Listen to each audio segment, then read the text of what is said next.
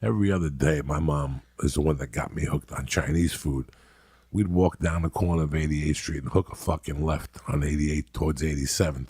And right in the middle of the street, there was a little Chinese restaurant that was fucking delicious. Best wonton soup you ever had. I mean, that's where I discovered real Chinese food with the metal, the whole thing.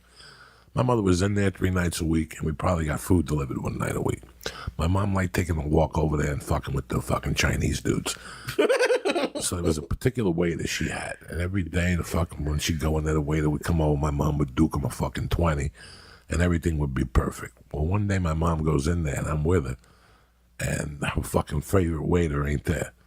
So we get this other skinny Chinese dude, and he's fucking like he was not getting the order right from my mother. And in these days, my mom would go in there in the mornings when she was hungover, like 11, 11:30. And it was basically for the wonton soup, and then she would get like an egg roll or some fucking entree. I would always go for the wonton soup and the pork fried rice and the egg roll.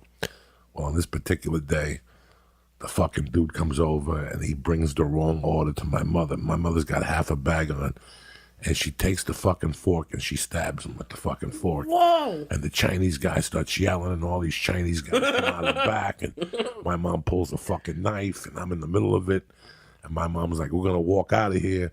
But there was one Chinese dude that liked my mom, and he came over and he walked us out, and we were 69 from the place. That's it. And you're not allowed back in here. They wouldn't even let us deliver to the fucking apartment.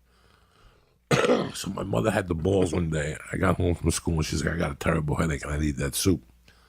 You're going to have to go over there and get me some fucking food. I go, they threw us out. We're not allowed in there. She goes, no, I'm going to fucking disguise you. And she put like a little mustache on me. I must have been about 5. She put a little mustache on me and a little hat, like a fucking Sinatra hat. And she put like a suit on me. And she called the order in. In those days, there was no caller ID. There was nothing. She called it in under a different name.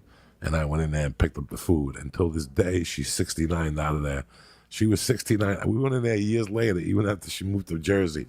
And they still told her she was 69. But she would go in there and make fucking... If you take your 2 fingers and make a pledge, do it with both your hands and then put your fingers over your fingers. And if you whistle through it, that's an insult to Chinese people. So my mother would put her 2 fingers on top of the 1 finger and whistle at them and it would make them go crazy. The moral of the story is if you like Chinese food, don't fuck with Chinese people, all right?